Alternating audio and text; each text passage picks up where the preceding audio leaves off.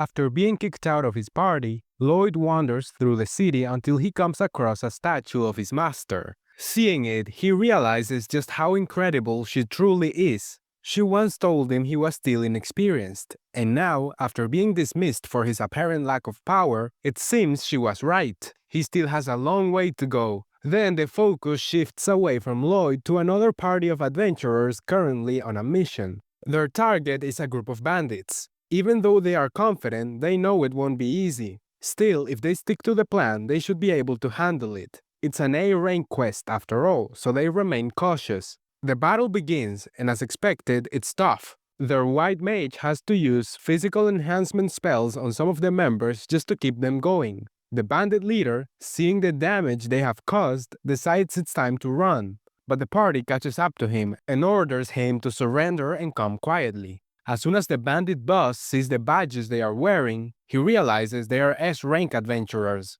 Even so, he has one last trick up his sleeve. He doubts they can defeat the golem he summons. The party quickly notes that the golem is massive, and its stone body makes it resistant to magic, as well as arrows. One member charges in and tries to cut it down, but fails. She shouts for enhancement magic, and once she receives it, she's finally able to bring the golem down. However, because the white mage was distracted and didn't respond right away, the fighter had to call out to her twice. The mage apologizes, admitting that losing focus during battle is one of the worst mistakes an adventurer can make. But her teammate reassures her, saying it's okay. They all understand she has a lot on her mind right now. Her little sister is seriously ill. In fact, she's dying. And actually, the mage says she needs to talk to them about it. That's when we cut back to Lloyd, who's asking around to see if anyone needs a white mage. But everyone he talks to tells him the same thing. They already have one.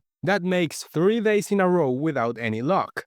Just then, the girl from the S-rank party is at the guild, desperately begging the receptionist for help. Her team really needs a white mage, and by tomorrow, she asks if anyone is available, clearly desperate for help. The receptionist mentions Lloyd, and as soon as she hears his name, she rushes over, grabs him, and tells him to come with her for a moment. Then she takes him to her party's base. When they arrive, her teammates are surprised to see her back so soon. They assume that means she didn't find anyone, but she happily announces that she did and introduces Lloyd to everyone. Her party includes a shield bearer, an archer, a mage, and lastly, a swordswoman, who also happens to be the leader. That's her. Her name is Yui, and she welcomes Lloyd to the team. But Lloyd hasn't even agreed to join yet. Her teammates immediately suspect what happened. They figure she brought him here without giving him a proper explanation. They tell her they should probably turn down the quest after all. Without the regular white mage, it is too risky. They doubt Lloyd can replace her. They understand how much Yui wants to push forward, but they don't think it is worth the risk. They suggest abandoning the quest, but Yui refuses to give up. She points out that someone has requested their help, and if they back down now, that person will be left in trouble.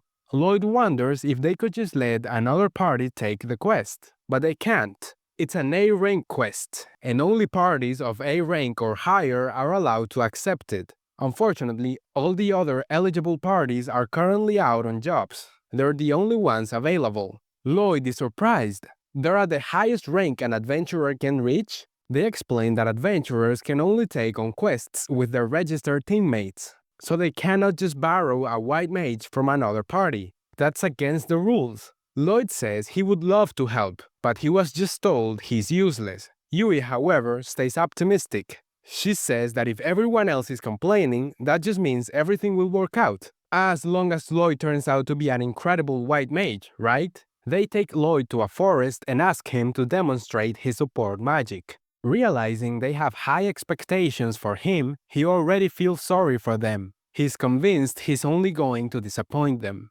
Noticing they have put him on the spot, the party decides to at least specify what spell they want him to use. To start, they ask him to cast enhancement magic on all of them. But some of the members quickly point out that this would be impossible for most white mages. They suggest calling the test off, thinking it's too much to ask. Meanwhile, Lloyd is surprised that the requirement for joining an S-rank party is casting enhancement on everyone. Yui makes it clear she means all at once. Casting the spell one person at a time won't count. She wonders if he's unable to do it, but Lloyd replies that's not the issue. Even so, the others do not believe him. But Lloyd says he will do it. Then he suddenly summons his staff out of thin air, leaving the group stunned. He goes ahead and casts the enhancements, but no one even notices. Instead, they ask where his staff came from. He explains that he used storage magic, but says that's beside the point. What matters is whether the enhancement worked. Again, they are surprised. They had no idea he had already cast the spells. He didn't even use an incantation. Still, they begin to notice the effects. Their bodies feel lighter. Yui tests her strength and easily slices through a thick tree. Lloyd then explains that he cast 5 enhancement spells on all of them.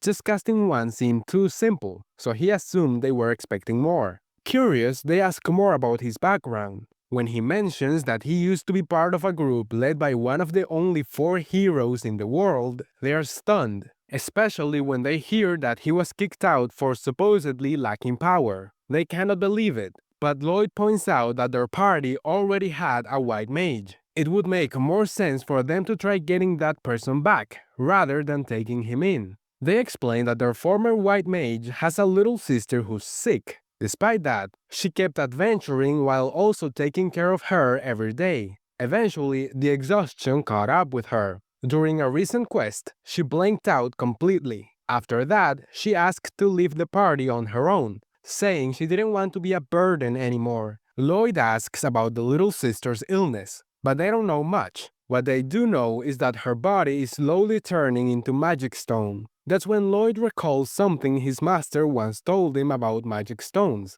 He immediately asks Yui to take him to the girl's house. Once there, Lloyd wastes no time. He asks the former party member to explain her sister's condition. She says the two of them used to adventure together, but her sister was injured during one of their quests. She's not sure how it happened. By the time she reached her, her sister was already unconscious. As for the symptoms, she says it's easier to show than explain. The girl's limbs are turning to magic stone. It's only a matter of time before her whole body is transformed. Lloyd says he might be able to help. He suspects that the condition was caused by being pierced with high-purity magic stone. The mana from the stone entered her body through the wound and began spreading through her system, slowly converting her into magic stone. After carrying out a complex procedure, Lloyd successfully cures her. Her older sister is really happy. She says she will start adventuring with her sister again and is now leaving the party in Lloyd's hands with full confidence.